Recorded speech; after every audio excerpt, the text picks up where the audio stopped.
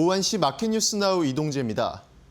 국내 증시 오늘은 다시금 코스피가 시장을 주도하는 모습입니다. 반도체 투톱의 강세에 미국에서의 자동차 관세 소급 인하 소식에 대형주들이 일제히 상승 흐름을 보이는 모습인데요. 현재 지수 상황 함께 알아보시죠. 현재 시간 코스피의 강세가 눈에 띄는 모습입니다. 코스피가 1.68% 상승하면서 3,986포인트 선을 지나가고 있고요. 코스닥도 0.17% 오르면서 923포인트 선을 지나가고 있습니다. 오늘 개장부터 양지수 엇갈린 흐름을 보였었는데요. 코스피는 오늘 시작부터 강한 모습을 보이면서 그 상승세를 현재에도 이어가는 모습입니다. 장중 오름폭을 키워나가면서 4천선 고지에 대한 탈환 기대감도 높아진 상태인데요. 현재 시간 1.68% 오르고 있습니다. 코스닥은 오늘 높은 변동성을 보여주는데요. 최근 강세를 보였던 시장이 조정 국면에 들어간 듯하며 장 초반 하락폭을 키워갔으나 이후 낙폭을 모두 회복하면서 상승 전환에도 성공합니다. 현재 시간 923포인트 선 지나가면서 일중 고점 부근 머물고 있습니다. 네, 오늘 개인이 코스피는 일제히 매도세를 보이고 있습니다. 하지만 외국인과 기관의 쌍끌이 매수가 눈에 띄는데요. 외국인 같은 경우 6,400억 원가량 사들이면서 강한 순매수 보여주고 있고요. 기관도 5천억 원 넘는 매수세 보이고 있습니다. 코스닥은 개인과 기관이 지수를 지켜내는 모습입니다. 개인이 1,300억 넘게 순매수를 보이고 있고요. 기관도 오늘 850억가량 사들이는 모습입니다. 외국인이 2천억 원 넘게 홀로 매도하고 있는 모습 보여주고 있습니다. 환율 상황도 체크해 보겠습니다. 비트코인의 급락으로 소폭 상승하며 출발했던 원달러 환율인데요. 현재 시간에는 0.05% 오르면서 1,467원 선 지나가고 있습니다. 계속해서 투자 뉴스로 이어가 보겠습니다. 배당소득 분리과세에 대한 정치권에서의 합의가 이뤄지면서 은행권에 대한 시장의 관심이 집중됐습니다. 여야가 배당 성향 40% 이상 또는 배당 성향 25% 및 전년도 대비 10% 증가한 경우 배당소득 분리과세 대상 기업으로 인정하기로 하면서 시장에선 은행주가 배당소득 분리과세 요건을 충족하기 위해 배당을 크게 늘릴 것으로 내다보고 있습니다. 한국투자증권에서는 기존 정부안 대비 고배당 기업 요건이 예상보다 강화되기는 했지만 은행들은 결국 배당 비과세 또는 분리과세 요건을 충족시킬 것이라며 은행별로 기말 배당액을 132억 원에서 1,726억 원으로 높일 것으로 내다봤습니다. 또한 고배당 기업으로부터 받은 배당 소득에 대한 세율이 구간별로 14%에서 30%까지로 조정된 만큼 실질 주주 수익률이 상승할 전망이라고 내다봤습니다. 현재 시간 주요 은행 종목 주가 확인해 보겠습니다.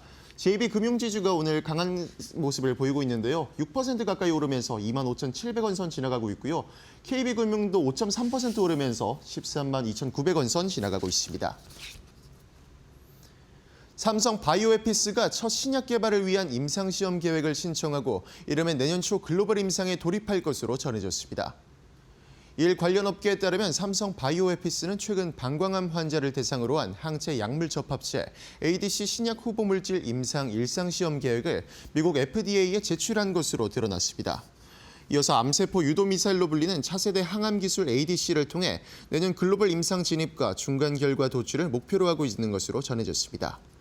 증권업계에선 향후 신약 개발의 성과에 따라 삼성 에피스홀딩스의 기업 가치가 결정될 것이라는 의견을 내놓은 바 있기에 삼성 바이오에피스의 신약 개발에 투자자들의 이목이 집중되고 있습니다. 이 밖에도 삼성 바이오에피스는 골질환 치료제 2종을 유럽에서 직접 판매에 나선다고 밝히면서 주가의 상승 요인으로 작용했습니다. 현재 시간 삼성 바이오에피스의 모회사인 삼성 에피스홀딩스의 주가 체크해 보겠습니다.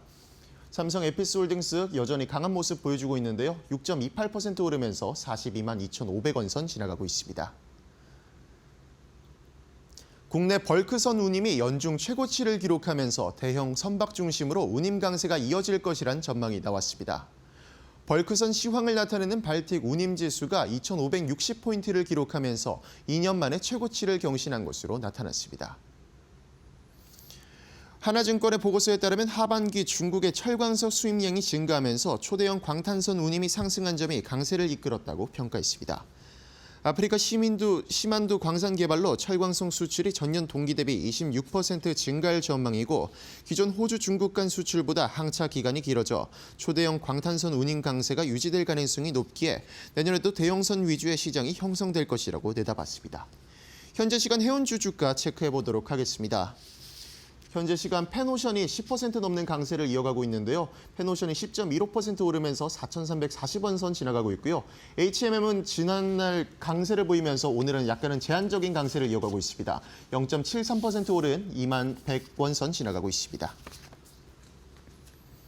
오늘은 코스피 시장이 다시금 강세를 보이면서 우리 시장이 바닥을 다진 후 상승장에 들어섰다는 평가가 나왔습니다. 대형주 위주의 상승세가 이어지고 있는데요.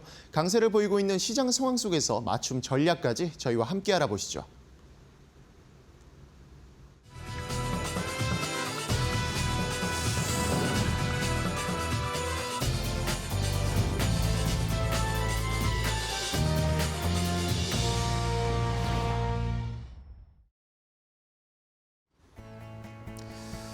자, 오후장의 출발도 이데일리 TV와 함께 하시죠. 마켓나우 3부 이어가도록 하겠습니다. 우리 시장은 오늘은 코스피가 다시 힘을 내고 있습니다. 지난주 후반과 어제까지만 해도 강한 코스닥의 상승이 이어졌는데 오늘은 바통을 이어받으면서 코스피가 1% 넘게 상승세를 나타내고 있습니다. 자, 하지만 여전히 위험이나 긴장해야 할 것들은 좀 상존하고 있습니다. 일본에서 금리 인상 가능성 이야기가 나오고 있습니다. 일본이 다음 주에 통화정책 회의가 있는데 여기에서 금리 인상할 가능성들이 지금 70%, 80%까지 여론에서는 조사가 나오고 있다라는 그런 의견이 제시되고 있습니다. 이러니까 일본 쪽에서의 엔화 강세의 흐름으로 약간 턴이 됐고 미국 시장도 과거의 엔캐리 청산에 대한 두려움, 이런 경험 때문에 잠시 쉬어가는 양상이 나타나는데 그럼에도 불구하고 우리 시장은 오늘도 좋은 흐름을 나타내고 있습니다. 이런 흐름이 이어질지 외부의 변수에도 일단은 우리 시장이 견조하게 강하게 흘러가고 있다는 사실은 좋은데 언제나 저희가 위험은 항상 대비를 해야 되겠다라는 당부의 말씀을 드립니다. 최근에 우리 시장 변동성이 워낙 심하다 보니까 또 언제 또 변동성이 나타날지 모르는 시장이다라는 건 늘 대비를 하시면서 시장에 대응하셔야 되겠습니다. 자, 오늘은 앵커 브리핑을 통해서 어제에 이어서 쿠팡 이야기를 한번 좀 더 드려야 되겠습니다. 이 문제가 생각보다 좀 심각한 것으로 나타나고 있는 상황이기 때문에 오늘 쿠팡에 대한 투자 의견까지 함께 제시해드리겠습니다. 앵커 브리핑으로 함께 보시죠. 자, 어제 미국 시장에서 오늘 새벽이었죠. 쿠팡, 미국에 상장되어 있는 이 쿠팡의 주가가 5% 넘게 급락을 했습니다. 시장에서는 역시 미국에서도 이 이야기가 부각이 되고 있습니다. 이 정보 유출, 대규모 정보 유출 사건 때문에 미국에서도 쿠팡이 약간 제재받을 수 있다라는 그런 이야기들이 나오면서 쿠팡 주가가 급락했는데요. 자, 쿠팡이 공시 의무를 위반했기 때문에 미국 SEC, 증권거래위원회에 제재를 받을 수도 있다라는 이야기가 나오고 있습니다. 미국 증시에 상장된 종목들은요. 만약에 중대한 사이버 보안 사고가 발생을 하면 이것을 4영업일 이내에 공시해야 되는 의무가 있습니다. 이 의무 규정이 있는데 쿠팡이 이것도 지키질 않았습니다. 이러니까 뉴욕 증시에서 제재를 받을 가능성이 좀 있다라는 것 때문에 미국에서도 쿠팡의 주가가 5% 넘게 급락을 한 것이었고요. 자, 길게 한번 차트를 봤습니다. 상장될 당시에 쿠팡에 대한 기대감이 굉장히 컸기 때문에 주가가 많이 올라가면서 시작을 했죠. 하지만 상장되고 나서 주가가 계속 우하향하다가 2024년, 2024년까지 계속 조정을 받고 재미가 없었습니다. 그런데 2024년부터 작년부터 이제 주가가 조금씩 올라가기 시작했거든요. 그러면서 올해도 쿠팡의 주가가 꽤나 올라갔습니다. 왜냐하면 쿠팡이 결국에는 흑자 전환을 하기 시작했잖아요. 이것 때문에 이제 쿠팡이 돈을 본격적으로 벌기 시작하는구나. 한국 시장을 거의 장악하고 있기 때문에 돈 잘 벌겠구나라고 하면서 주가가 출렁거리는 움직임들은 있었지만 우상향하는 패턴을 최근에 한 2년 정도는 보였습니다. 그런데 이번에 이런 해킹 사태 때문에 정보 유출 사태 때문에 주가가 일단은 상승 탄력이 멈춘 상황입니다. 자, 그러면 이런 상황인데 이 사고 어제도 말씀드렸지만 정부에서도 우리나라 정부에서도 지금 쿠팡에 대한 이야기들이 좀 많이 나오고 있습니다. 오늘 이재명 대통령의 국무회의가 있었는데요. 국무회의에서 또 이재명 대통령이 이 정보 유출, 보안 사고에 대한 경각심을 그전에도 계속 얘기를 했었는데 이번에 또 이런 사고가 발생했기 때문에 쿠팡에 대해서 아니 6월에 그런 낌새가 있었는데 5개월 동안 회사가 유출 자체를 파악하지 못했다는 게 이게 말이 되느냐라는 식의 언급이 있었고요. 해외 사례를 참고를 해서 과징금을 강화해라. 징벌적 손해배상 제도도 이것을 계기로 현실화해야 된다라는 이야기가 나오고 있습니다. 이러다 보니 지금 여당 쪽에서는 쿠팡의 과징금을 아주 세게 부과해야 된다라는 이야기가 나오고 있습니다. 쿠팡이 연매출이 41조 정도 되거든요. 그런데 지금 현행법상 만약에 이 과징금을 41조 원의 한 3% 정도의 최대 과징금을 부과할 수 있습니다. 그러면 41조 원의 한 3% 하면 1조 2천억, 1조 3천억 뭐 요 정도가 되거든요. 그러니까 1조를 지금 때려야 됐다라는 그런 이야기들이 막 나오고 있는 상황입니다. 그런데 쿠팡이 이 정보 유출 사고가 이번이 처음이 아닙니다. 2020년에도 배달원 정보가 유출됐었고요. 2021년에도 역시 고객 정보가 유출됐었고 2023년에 주문자 수취인 정보가 유출이 됐었습니다. 이미 여러 번 이런 사건들이 있었는데 물론 그때 지금처럼 대규모는 아니었지만 어쨌든 이런 것들이 계속 빈번하게 발생을 하고 있었습니다. 그런데 그렇게 3번 정도의 이 사건 때 과징금을 총 이 3번을 총 합치면 16억 원 밖에 과징금을 받지 않았습니다. 그러니까 이것을 계속 이런 반복되는 사고를 막지 못했다는 책임 때문에 지금 쿠팡이 1조 원대 과징금을 맞을 것인가에 대한 이야기들도 나오고 있고 뭐 시장에서는 1조 원까지는 안 받을 것이다. 뭐 많아봤자 5천원, 6천억 정도 될 것이다 라는 이야기들은 나오고 있으니까 이게 쿠팡의 뭐 재무제표나 실적에 어떻게 반영이 될지도 한번 생각은 해보셔야 되겠고요. 자, 그런데 이러면서 쿠팡에 대한 비판들이 날로 커지고 있습니다.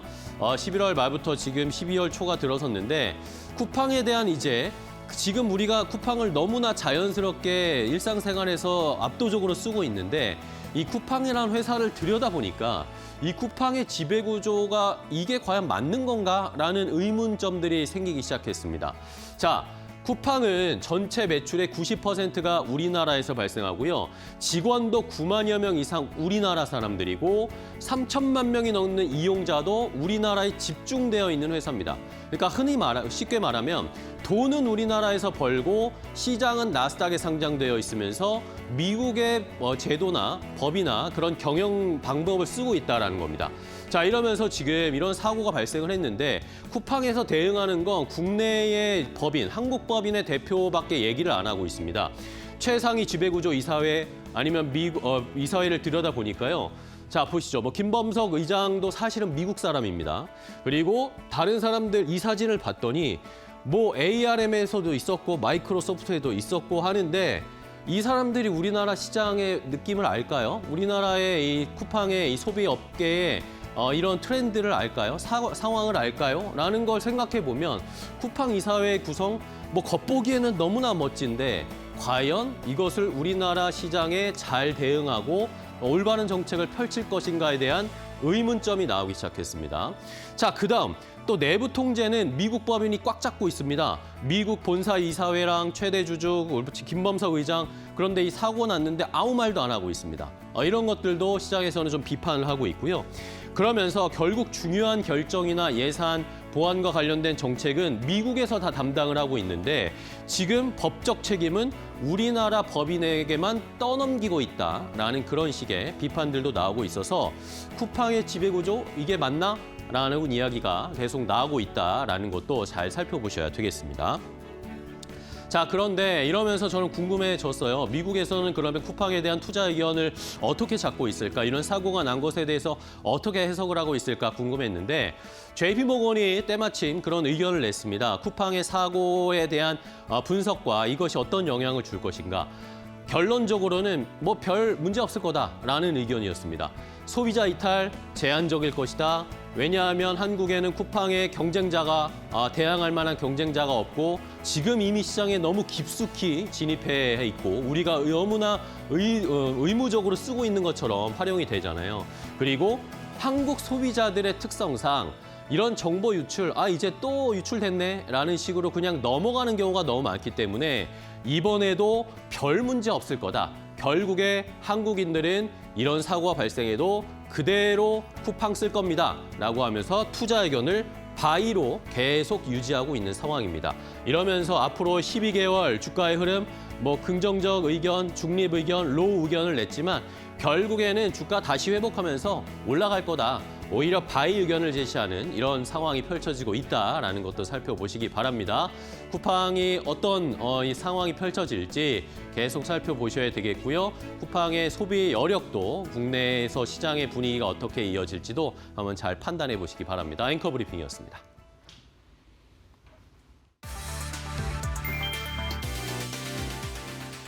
국내 개인 투자자들이 고환율 경고에도 불구하고 해외 주식 매수를 멈추지 않은 것으로 나타났다. 한국예탁결제원에 따르면 지난달 해외 주식 순매수 규모는 55억 달러, 약 8조 원을 기록했다. 10월에 이어 2달 연속 폭발적인 순매수세를 이어간 셈이다. 서학개미들이 가장 많이 사들인 종목은 알파벳이었다. 한 달 동안 10억 달러 넘게 순매수하며 전체 매수액의 18% 이상을 차지했다. 뒤이어 SOXL, 엔비디아, 메타 등 인공지능 반도체 관련 종목에 매수세가 집중됐다. 정부는 최근 환율 급등의 원인으로 개인들의 해외 투자를 지목해 우려를 나타냈다. 하지만 시장에서는 구조적인 원화 약세와 경기 둔화가 더 큰 문제라는 반론이 제기됐다. 전문가들은 원화 가치 하락이 이어지면서 국내 자산을 보유하는 리스크가 커졌고 이에 따라 개인 투자자들이 해외 기술주로 자금을 이동시키는 흐름이 강해졌다고 분석했다.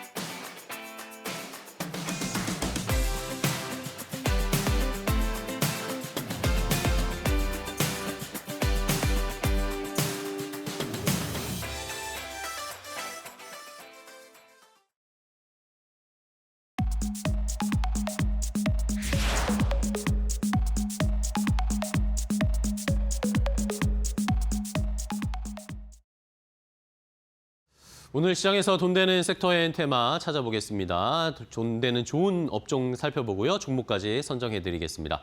자, 오늘 돈 되는 섹터의 테마는 YG경제연구소의 차영주 소장과 함께하겠습니다. 소장님 안녕하세요. 안녕하십니까? 네, 반갑습니다. 자, 소장님과 오늘 돈 되는 섹터를 찾아보도록 할 텐데요. 차 소장님은 또 오늘 어떤 섹터와 테마에 집중하고 계실지 첫 번째 돈 되는 섹터의 테마 바로 확인해 보도록 하겠습니다. 바로 공개하겠습니다. 자, 자동차 그림이 나왔습니다. 오늘 시장에서는 바로 자동차주를 돈 되는 섹터라고 차영주 소장님은 살펴보고 계시네요. 자, 오늘 좋은 소식이 나왔습니다. 그전에 트럼프 대통령이 우리나라에 왔을 때 이미 이야기가 나왔지만 자동차 관세는 15%로 한다. 근데 이것을 이제 최종적으로 미국 정부에서 확정을 했고 그 관련된 내용도 공개가 됐고 소급 적용을 해서 지난달 11월부터 15% 관세로 소급 적용을 해주기로 했습니다. 자, 이제 궁금한 건 시청자분들. 자, 그럼 자동차주 출발하는 겁니까, 소장님? 예, 일단 재료적인 부분들은 이제 말씀하셨으니까 지금 오늘 상황들을 놓고 네네. 보면 오전부터 제가 자동차주들을 이제 끊임없이 봤습니다. 네네. 그러다 보니까 오늘 이제 외국인 매수세가 지금 가수급이 잡히고 있는 그런 상황이다라고 네. 말씀드릴 수가 있겠고 현재 기술적 반등 구간에 이제 진입을 했다라고 좀 말씀을 좀 드릴 수가 있겠습니다. 그래서 지금 이제 말씀하신 재료, 이 재료가 새로운 재료는 아니에요. 그쵸? 하지만 네. 이제부터 이제 시행이 되는구나라는 부분들이 있고 이제 시행이 되다 보니까 오늘 상당히 강한 수급이 유입되고 있다라고 말씀드릴 수가 있겠습니다. 그런데 지금 오늘 한 5% 남짓 오른 오른 거 가지고 이게 어떻게 강한 수급이냐라고 반문하실 수도 있긴 하겠습니다만 오늘 시장에서 여러분들 자동차주를 꾸준히 보셨던 분들 놓고 보면 절대 시장에서 윗꼬리를 안 달고 있습니다. 윗꼬리를 단다라는 것은 한두 호가 정도만 윗꼬리를 달고 계속해서 호가를 잡아먹으면서 올라가고 있다라고 좀 말씀드릴 수 있겠습니다. 거래량도 상당히 붙었는데 그 반대로 얘기하면 오늘 매도세도 만만치 않은 것 같아요. 그러니까 이제 많은 분들이 이제 좀 이 자동차 주식에 좀 지쳐 있다라고 좀 말씀을 좀 드릴 수가 있겠죠. 올라오는 김에 오늘 좀 정리하자라고 생각하시는 분들도 분명 많이 계신 맞아요. 것 같은데 그럼에도 불구하고 오늘 매수세가 강하게 유입되고 있기 때문에 저는 오히려 지금 자동차주가 없다라면 그리고 현금 여력이 있다라면 오히려 저는 오늘 적극 매수 관점으로 조금 말씀드리도록 하겠습니다. 일단 또 거기에 더해서 이제 이러다 보니까 이제 여러 가지 이제 뉴스들이 이제 부각이 되는 거죠. 글로벌 친환경 판매량이라든지 이런 것들을 저변을 확대하겠다라는 소식들도 어제 오늘 다시 재부각이 되고 있다라고 말씀드릴 수가 있겠습니다. 결국 관건은 친환경 차를 얼만큼 잘 파느냐 이런 부분들 아니겠습니까? 네. 이러한 부분들이 현재 지금 우리 자동차주들에 대한 새로운 모습, 관세 얘기 말고도 더 있다라고 좀 말씀드릴 수 있겠죠. 그리고 이제 그 자동차주들이라고 한다라면 정말 지금 제가 이렇게 목소리에 힘을 주고 말씀드려도 몇몇 분들은 야, 자동차주 믿을 수 있어? 자동차주인지 못 믿어. 지금 나는 그거보다는 차라리 반도체라든지 오히려 2차 전지라든지 이런 쪽들을 좀 볼 거야 라고 하시는 분들도 상당수 계시겠습니다. 그 의견에 대해서도 저도 절대 아니다라고 얘기 못 하겠습니다. 그동안 자동차주가 보여왔던 정말 조금 불확실한 모습들이 좀 있기 때문에 그렇게 생각하실 수 있는 것도 분명 가능성은 있는데요. 그렇다 하더라도 오늘 외국인 매수세가 잡히면서 서두에도 언급드렸다시피 강한 매수세가 유입되고 있다는 측면을 다시 한번 생각해 볼 요소가 되지 않을까 말씀드릴 수가 있겠습니다. 네. 자, 자동차주 많이 지쳐 있었고 소외되어 있었고 그런데 어쨌든 관세가 이제 명확하게 결정이 클리어가 됐습니다. 이 관세에 대한 부담은 이제 완전히 좀 벗어버릴 수 있는 상황이 됐다라고 저희가 해석을 좀 해봐야 되겠고요. 뭐 여기에다가 자동차주가 최근에는 단순히 뭐 자동차뿐만 아니라 로봇과도 연관되는 부분이 많으니까 또 로봇의 모멘텀으로도 갈 수 있지 않을까라는 그런 기대도 해볼 수 있는 시장이 펼쳐지고 있는데 자, 그럼 소장님이 자동차주 중에 관련된 종목들 어떤 종목 좀 주목하고 계세요? 오늘 뭐 자동차주 중에서 단연 돋보이는 것은 현대 오토에버일 수도 있습니다. 네. 그런데 저는 상승률은 오히려 제일 좋아요. 예. 예, 근데 저는 오늘 현대 글로비스를 좀 말씀드리도록 글로비스요? 하겠습니다. 예.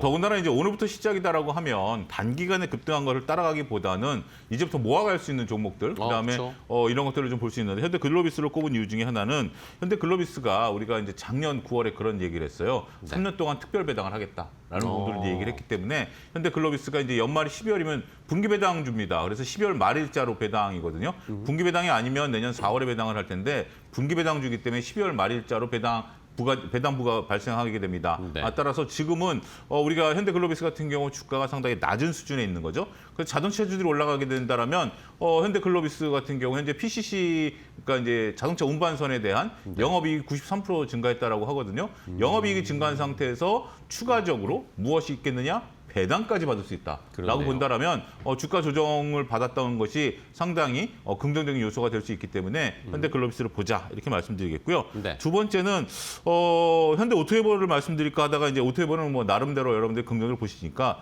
HL 만도를 좀 말씀 안 드릴 수 HL 없습니다. 만도, 네. 제가 오전만 하더라도 HL 만도가 이제 플러스가 난 상태에서 이제 이런 부분들을 얘기를 했는데 네. 단기간에 가격이 급등했어요. 그래서 결국 이제 마이너스로 돌아서긴 했습니다. 그래서 이익을 한번 좀 실현하는 것이 좀 긍정적이지 않을까. 오전부터 좀 말씀드리고 싶었는데 제가 이제 1시 때 나오니까 지금 현재 HL 만도 같은 경우는 자동차 관련주들이 상승하고 있음에도 불구하고 음봉 전환했다라는 측면에 있어서 보면 더 거래도 좀 분출하고 있는 상태. 오히려 지금 밑에서 사신 분들 같은 경우는 분할 매수 관점의 접근이 유효할 수 있겠다. 이렇게 정리해드리도록 하겠습니다.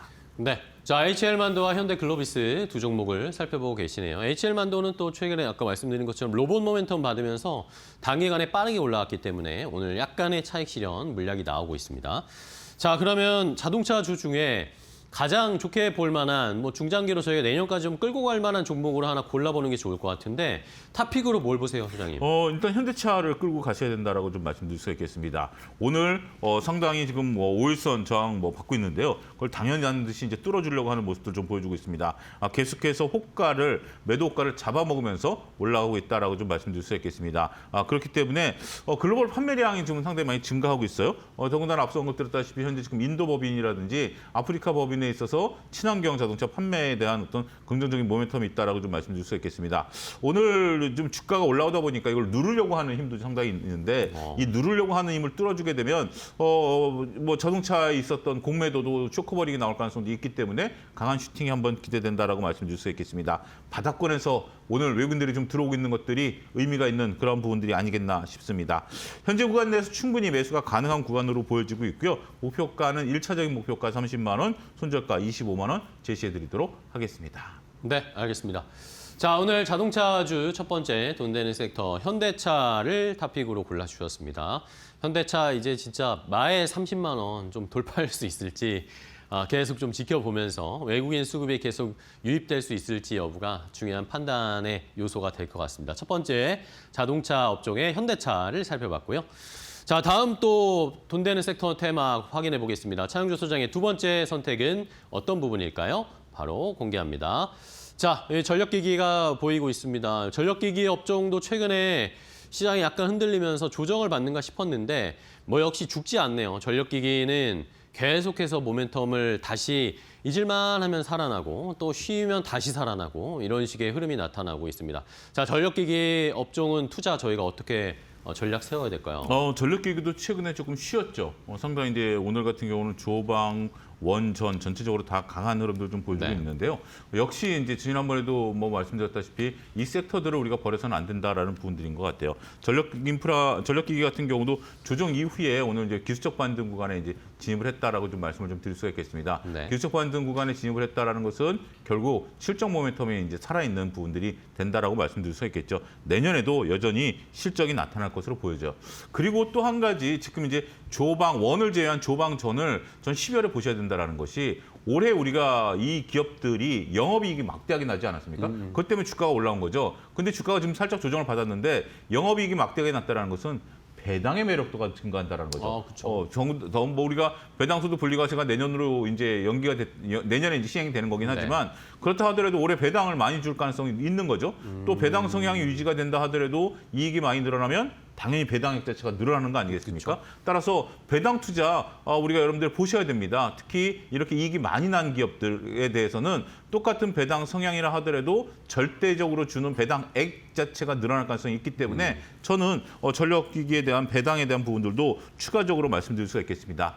역시 내년에도 우리가 근데 이건 중요한 것은 내년에도 우리가 수지장과 막대하기 때문에 전망이 긍정적이에요. 그래서 배당락을 하려면 주가가 조정받는 거 아니야? 라고 생각할 수도 있긴 하겠습니다만 내년도 EPS 전망치가 상당히 높아져 있기 때문에 그리고 주가가 조정을 받았잖아요. 만약에 10월 정도라면 배당 얘기를 드리기는 어려울 것 같아요. 네. 그때는 이제 주가에 대한 어떤 이익 모멘텀이 이제 상승 모멘텀이 더 중요했는데 지금 주가가 조정을 받았기 때문에 주가가 조정을 받은 상태에서 배당과 그다음에 내년도의 긍정적인 전망 이런 부분들까지 놓고 보면 물려도 속된 말로 나쁘지 않은 그러니까 배당부에 따라서 주가가 좀 빠져서 물리는 거 이런 부분들도 걱정할 단계는 아니다. 이렇게 정리가 가능하겠습니다. 네, 알겠습니다. 자, 전력 설비 관련해서 말씀해 주신 것처럼 내년의 성장성은 여전히 유효하고 거기에 플러스 알파로 연말 배당까지 챙기면 잠시 물리거나 쉬더라도 배당으로 다 충당할 수 있겠죠. 그런 상황으로 저희가 투자 아이디어를 짜보면 좋을 것 같습니다. 자, 그러면 전력설비 종목들 선정을 해볼까요? 어떤 종목 보세요? 일단 오늘 산일전기가 다시 치고 올라갑니다. 우리가 이제 가벼운 종목 중에서, 그러니까 배당 우리가 이제 전체적으로 효성중공업, 현대일렉, LS일렉 말고 가벼운 종목은 이제 산일전기, 대한전선 이런 건데 산일전기 같은 경우는 이제 송배전 관련 대장주로서 시장에 관심이 다시 올라가고 있다라고 말씀드릴 수 있겠습니다. 일부 종목들 같은 경우는 오늘 윗꼬리를 달지만 오늘 전혀 윗꼬리를 달고 있지 않다라는 점도 시장에 있어서 관심을 우리가 다시 재차 가져야 되는 대장주가 아니겠나라고 좀 말씀드릴 수 있겠습니다. 네. 두 번째는 LS 일렉인데요. LS 일렉 같은 경우는 기간 조정이 상당히 있었습니다. 일부 시장이 가격 조정을 받았음에도 불구하고 LS 일렉이 기간 조정을 겪었다라는 것은 그만큼 상대 강도가 강하다라고 봐야 되겠죠. 매수하려는 움직임, 매도하려는 움직임은 당연히 있긴 하겠습니다만 그걸 떠받치는 매수하려는 움직임이 강한 LS 일렉 같은 경우도 현재 우리가 관심권에 두어야 할 대표적인 주식이 아니겠나 그렇게 말씀드릴 수가 있겠습니다. 알겠습니다. LS 일렉트릭, 산일전기 두 종목 뭐 여전히 좋은 평가 받고 있죠. 내년에도 실적 좋을 거다라는 전망들이 많고요. 자, 그럼 마지막으로 전력기기 쪽에 탑픽 종목을 골라주실까요? 배당도 같이 받을 수 있고 여러 가지 볼 수 있는 것은 탑픽은 효성중공업이다. 효성중공업. 네, 이렇게 말씀드리겠습니다. 수주잔고가 지금 10조가 넘어선 상태에서도 계속 수주잔고가 쌓이고 있고 영업이익이 증가하고 있기 때문에 올해 배당 많이 줄 것 같아요. 그래서 이건 제 배당은 뭐 이사회에서 결정하는 거니까 주주총회에서 결정하는 거니까 제가 뭐라고 할 수 있는 것은 아니지만 많이 줄 것 같다라는 느낌은 충분히 말씀드릴 수 있다라고 말씀드릴 수가 있겠습니다. 더군다나 이제 기간 및 가격 조정을 동시에 받았다라는 측면에 있어서 현재 가격 메리트가 발생했다라는 점이 상당히 긍정적인 모멘텀을 말씀드릴 수 있지 않을까. 현재 구간에서는 상당히 이제 매력적인 가격대까지 주가가 조정을 받았다. 네. 충분히 말씀드릴 수 있을 것 같습니다. 매수가는 180만 원 이하에서 매수 가능하다라고 보여지고요. 목표가는 240만 원, 손절가는 175만 원 제시해드리도록 하겠습니다. 알겠습니다. 효성중공업을 탑픽으로 골라주셨습니다. 주가 너무 많이 올라와서 이제 조정 단계에 들어가는 거 아니야? 라는 그런 의구심을 가지시는 분들도 계실 텐데 미국 쪽에서나 우리나라나 전반적으로 전력 인프라에 대한 투자들은 계속 요구가 나타나고 있는 것이기 때문에 그런데 또 경쟁자들은 찾기가 힘듭니다. 이쪽에서는 우리나라 기업들이 워낙 또 가성비도 좋고 실력도 좋기 때문에 내년에도 한번 기대해 볼 수 있는 효성중공업을 탑픽으로 골라주셨습니다. 자, 오늘 차영주 소장과 함께했습니다. 소장님 오늘 또 좋은 종목 소개해 주셔서 감사하고요. 다음 시간에 또 뵙도록 하겠습니다. 고생 많으셨어요. 고맙습니다. 감사합니다. 네.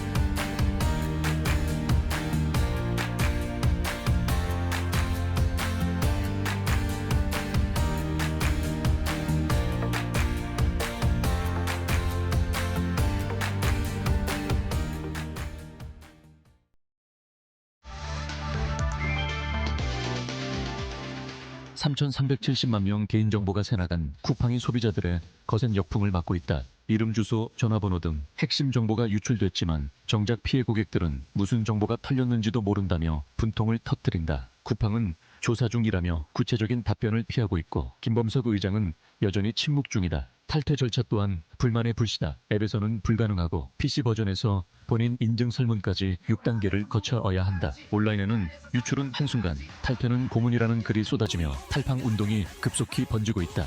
분노한 소비자들은 네이버 카페와 각종 온라인 커뮤니티를 통해 집단 소송 참여에 나서고 있다. 누적 참여자는 이미 24만 명을 돌파했다. 전문가들은 쿠팡이 책임을 피하고 시간만 끌면 불매와 소송의 파도는 더 커질 것이라고 경고했다.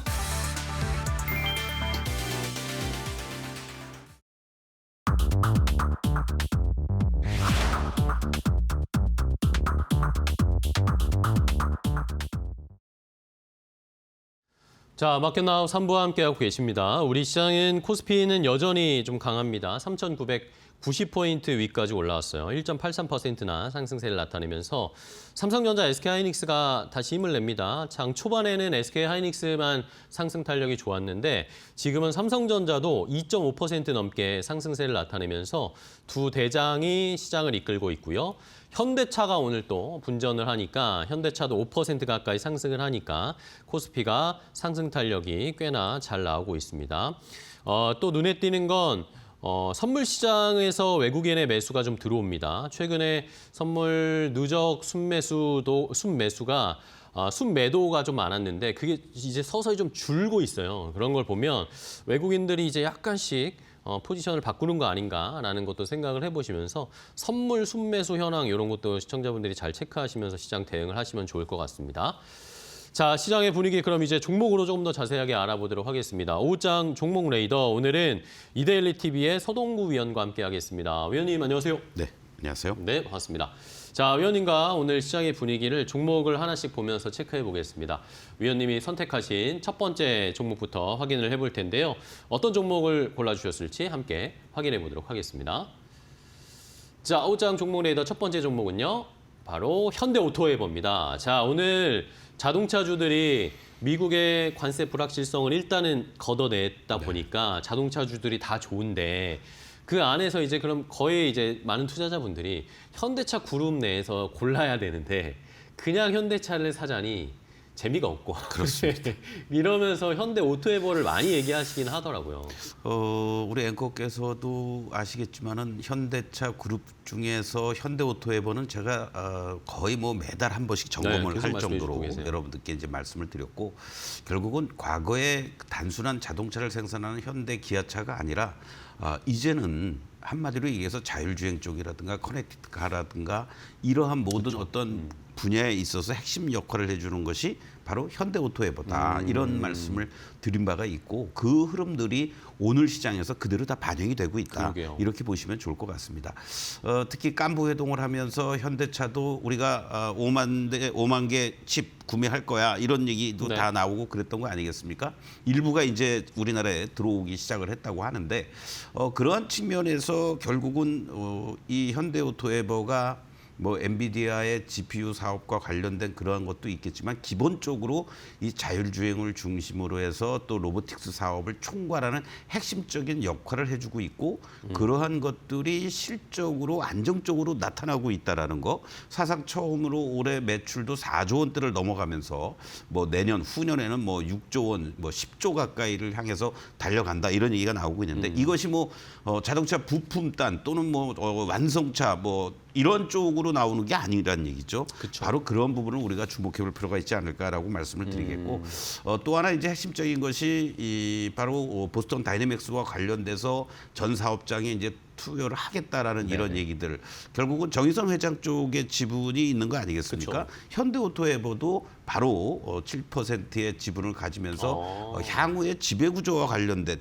우리가 흔히 현대차 그룹의 지배구조는 현대모비스 모비스 아니면 이런 글로비스. 글로비스 네, 이렇게 그런 얘기를 하고 얘기하는데. 있죠. 그런 측면에서 본다라면 이 현대오토웨이버도 결국은 그룹의 지배구조와 관련된 움직임에도 연관이 되면서 어떤 면에서는 복합적인 현대차 그룹이 가고자 하는 길에 있어서의 지분 문제라든가 그리고 또 자율주행이라든가 뭐 로보티스화라든가 여러 가지 부분들이 복합적으로 작용이 되면서 주가의 탄력성도 그러네요. 상당히 좋단 말이죠. 그러한 측면으로 여러분들 보시면 좋겠고 지난 시간에 제가 점검을 해드리면서 네네. 바로 21만 원 내외를 안착해주는 흐름들이 연출이 된다라면은 이제 새로운 고점을 향해서 갈 수 있습니다라는 말씀을 드린 바가 있었어요. 네. 결국 지난번에 사실은 11월 3일 날 24만 5천 원을 기록을 해주고 그리고 나서 근 한 달 동안 가격과 기간 조정을 동시에 보인 거 아니겠습니까? 네네. 그러한 흐름들 속에서 이렇게 거래가 수반이 돼주면서 호재성 재료까지 나와주고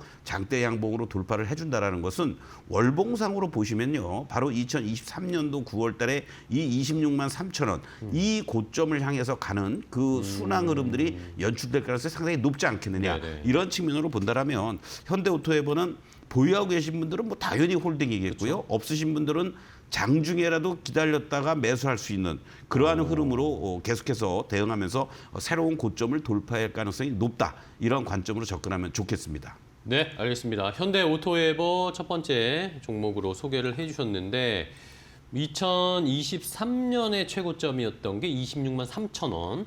요거를 한번 돌파할 수 있을지 여부를 살펴보셔야겠고 지배구조 개편으로 현대오토웨이버도 들어갈 수 있다는 건 저도 예, 다시 생각해봐야 되겠네요. 예. 이 부분은 사실 시간이 걸리는 문제고요. 네네.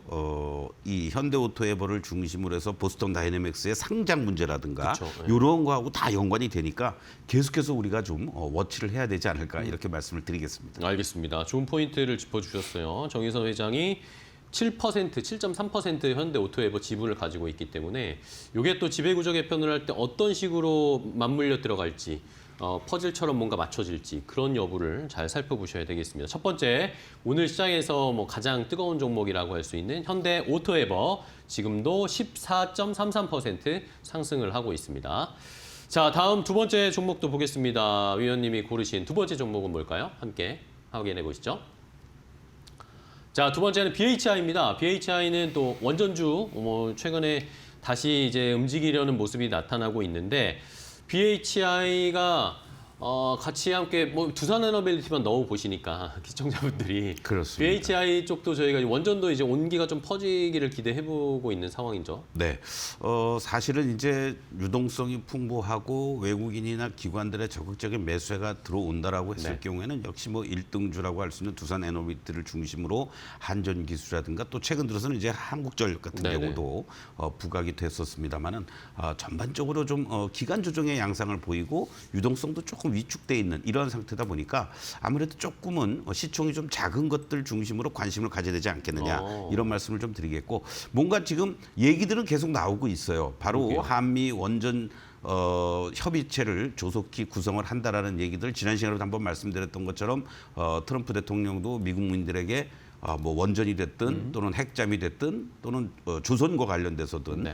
뭔가 크리스마스 선물을 주겠다 이런 얘기인데 네. 아직은 동상이명인 것 같습니다. 한쪽에서는 우리는 빨리 뭔가 구체적인 프로젝트를 짜자라는 거고 저쪽에서는 야 일단 빨리 좀 돈 좀 넣어봐 뭐 이런 얘기인 것 같은데 네.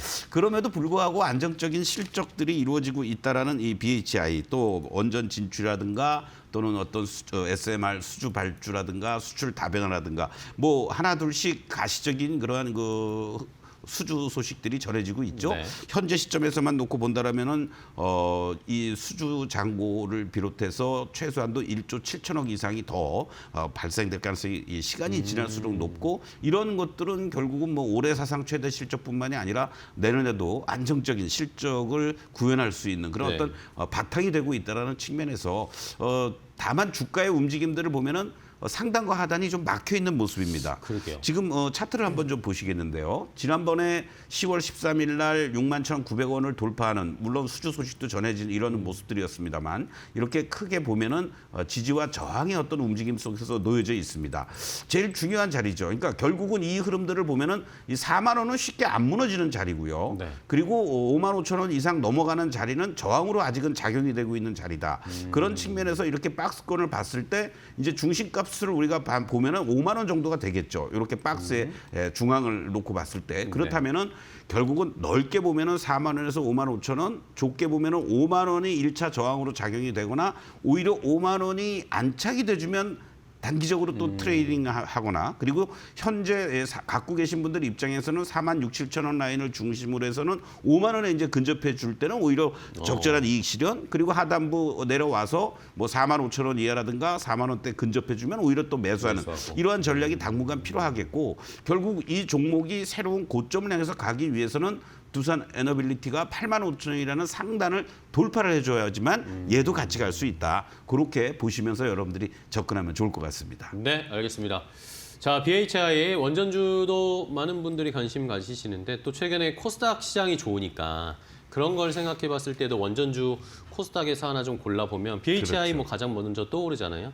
가격도 지금 말씀해 주신 박스권에서 가운데 중간값보다는 아래에 있단 말입니다. 그러면은 뭐 충분히 좀 매수를 해볼 수 있을 만한 그런 가격이지 않을까라는 생각을 해봅니다. 오늘도 뭐 3.8% 올라가지만 그래도 아직 뭐 46,000원대니까 BHI도 시청자분들 오늘 시장에서 한번 잘 살펴보시기 바랍니다. 자, 두 번째 종목까지 봤고요. 종목 레이더 세 번째 종목도 볼까요? 위원님이 선택하신 세 번째 종목은 테크윙입니다. 자, 테크윙도 지금 뭐 많이 왔다가 많이 올라왔다가 무섭게 올라왔다가 지금 한번 덜컹거리고 출렁거렸습니다. 네네. 이제 어떻게 이걸 대응해야 할지 못 사셨던 분들은 지금 오히려 그냥 사도 괜찮을 건지 그런 이런 예, 고민들이 많으시더라고요. 그렇습니다. 그런 측면에서 이제 오히려 다른 것들이 어떤 면에서는 10월 말 또 11월 초에 고점 찍고 가격 조정 이후에 다시 대반등 준 네네, 종목들이 그렇죠. 많은데 이 종목은 아직도 움직임이 없습니다. 어떤 면에서는 그동안의 실적이라는 부분들이 급등락이 좀 심했습니다. 급증을 해줬다가 그렇죠. 급감을 네. 하고 이제 소위 말하는 SK 하이닉스를 중심으로 삼성전자라든가 마이크론 쪽에 HBM 이 테스트 장비 공급과 관련된 부분들이 가시화가 되면서 하반기 내년부터 안정적인 실적세가 이루어지지 않겠느냐라는 네. 기대감을 갖고 있는데요. 특히 이 큐브 프로보라는 장비를 통해서 네네. 이 테스트 어떤 그 기간이라든가 시간도 단축하고 네. 그리고 불량률도 아주 잘 제거해낼 수 있는 그런 어떤 특수한 장비다라고 보시면 좋을 것 같습니다. 이러한 것들이 이제 제대로 반영이 잘 돼 준다라면 사실 당기 순이익은 2년 연속 적자였다가요. 네. 올해 이제 흑자 전환이 되고 있고 영업이익은 급감을 했었는데 내년도에 영업이익만 1,878억 원으로 738% 이상 급증해 줄 것으로 이렇게 지금 예상이 되고 있다라는 거죠. 그런 측면에서 본다라면은 지금의 주가의 위치는 얼마든지 여러분들이 부담 없이 매수할 수 있는 자리가 아닌가 이렇게 말씀을 좀 드리면서 지금 위치를 한번 좀 보시겠습니다. 지난번 구간에서요. 전체적으로 바로 8월 말 9월 초에 급등을 하는 이러한 모습들. 그러니까 단숨에 올라올 때는 거의 뭐 더블 가까이 올라왔단 그러니까요. 말이죠. 한 달 반 만에. 그리고 나서 이제 가격과 기간 조정이 급격하게 이루어졌고 지난 11월 말 이후부터 이제 이 42,000원을 중심으로 해서 횡보해주는 양상이 나타나고 있습니다. 아직 본격적으로 뭐 외국인이나 기관들의 매수세가 들어오는 이런 흐름들은 아닙니다만은 그동안 좀 매수했던 것들 어느 정도 매도세도 진정이 됐고요. 기관들 입장도 마찬가지죠. 이러한 부분들을 감안해서 본다라면 오히려 내가 손절할 수 있는 말씀드린다면 42,000원이 만약에 이탈된다면 도망가면 되는 거죠. 네네네. 지금 뭐 7,000원 내외인데요. 48,000원 이하 자리에서는 조금씩 분할 매수 전략으로 가능한 자리가 아닌가 이렇게 말씀드리겠고 뭐 큰 욕심 안 낸다고 하더라도요.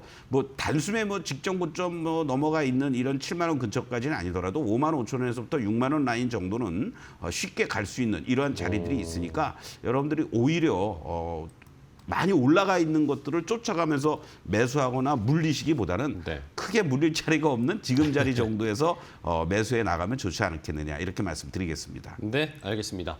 자, 테크윙까지 설명을 해 주셨습니다. 테크윙 올해 영업이익이 굉장히 좋을 거다. 내년에 그렇죠. 좋을 거다라는 그런 의견들이 많으니까 급격하게 또 많이 조정을 받았습니다. 한 달 사이에 11월에 또 너무 급격한 조정을 받았기 때문에 한번 반등세를 기원을 해보면서 큰 수익은 아니더라도 일단 한번 수익을 실현할 수 있는 전략을 소개해 주셨으니까 테크윙 반도체 관련된 종목도 하나 살펴봤습니다. 자, 이제 마지막 종목 하나 볼까요? 마지막 종목으로 선택해 주신 건 어떤 걸까요? 바로 공개합니다. LS 일렉트릭. 자, LS 일렉트릭도 어느 정도 좀 쉬다가 다시 출발하려는 모습을 나타내고 있습니다. 전력기기 쪽은 저희가 투자 전략 어떻게 잡아야 될까요? 일단 우리 방산하고는 또 틀리죠. 네네. 그러니까 우리가 수급이라든가 어떤 주가의 위치들을 감안해서 보면은 방산 관련주들은 급등 이후에 장기간에 걸친 급등을 했잖아요. 네네. 그리고 뭐 60일선이라든가 120일선도 다 깨고 내려가는 그러한 네. 모습들이었지만은 오히려 이 LS 일렉도 마찬가지고 전력 설비 관련한 종목들은 옆으로 횡보해주면서 네, 견조해요. 기간 조정을 보여주고 있다라는 거죠. 그것은 결국 수주라는 부분이고요. 또 이 데이터 센터 AI가 소위 거품이 아니고 계속해서 투자와 성장이 이루어진다라면 제일 수혜를 보들 쪽들이 이쪽들이다. 이런 부분들은 뭐 보도를 통해서도 우리가 다 알았습니다만은 뭐 고부가 전력기기 증설이라든가 또 생산량도 급증을 하겠다라는 이러한 얘기들이 나오고 있고 또 초고압 변압기를 중심으로 해서 고부가 전력기기 급증에 따른 이러한 글로벌 시장 진출, 유럽 쪽의 진출이라든가 이런 얘기들이 계속해서 호재성 재료들이 나오고 있다라는 네네. 겁니다. 이러한 부분들은 향후의 실적도 안정적으로 끌고 갈 수 있는 그런 어떤 모습들이 나올 수 있겠고 특히 이 영국 배전반 기업과 함께 EU 시장에 진출한다라는 거. 사실 이 종목은 지난 10월 23일 날 여러분들께 많이 올라왔던 상황이었음에도 불구하고 공략을 해드렸었죠. 네네. 그 이후에 1차, 2차 목표가까지 다 돌파를 했고요. 그리고 그러면서 고가 대비한다라면은 뭐 한 달 반 만에 한 54% 이상의 수익을 달성을 하는 이러한 모습들이었는데 이 주가의 위치를 한번 보시겠습니다. 그럴까요? 이 장기간에 걸쳐서 이렇게 횡보를 했습니다. 네. 그리고 결국은 우리가 흔히 증시 격언에 100일 횡보 조정 또는 3일 천정이라는 말이 있어요. 네. 단숨에 이렇게 급등을 해주지 않습니까? 그리고 크게 하락할 것 같지만 결과적으로는 이 40만 원 이상에서 계속 옆으로 드러넣어주고 그렇네요. 있다는 거. 이게 상당히 주가가 추가 상승을 보여주기 위해서는 디딤발을 완벽하게 잡아주고 있기 때문에 언제든지 탄력적인 흐름으로 진행될 수 있다라고 말씀을 드리면서 지난번에 제시해드렸던 목표가 3차 목표가죠. 57만 원까지 뭐 큰 무리 없이 갖고 계신 분들은 지금 여기 시점에서 뭐 내가 지금이라도 뭐 매도할까가 아니라 네. 최소한도 5자 이상 넘어갔을 때 일부 이익 실현하시고 그러게요. 지금은 조금 신규 진입 내지는 홀딩해야 될 구간이다라는 거를 강조드리겠습니다. 알겠습니다. 오히려 뭐 신규 진입도 괜찮다. 지금 50만 원 아래에서는 신규 진입도 괜찮다라는 의견 주셨으니까요. 시청자분들도 잘 참고해 보시기 바랍니다. 가지고 계신 분들은 50만 원 넘어가서 파는 걸로 이렇게 일단은 세워보시고요. 자, 오늘 좋은 종목들 서동구 위원과 함께 알아봤습니다. 위원님 오늘 좋은 종목 소개해 주셔서 감사하고 다음 시간에 또 뵙겠습니다. 고맙습니다. 자, 마켓나우 3부 저희가 준비한 종목들은 여기까지 소개해드리고요. 저희는 또 내일 더 좋은 종목 가지고 찾아뵙도록 하겠습니다. 끝까지 시청해 주신 여러분 고맙습니다.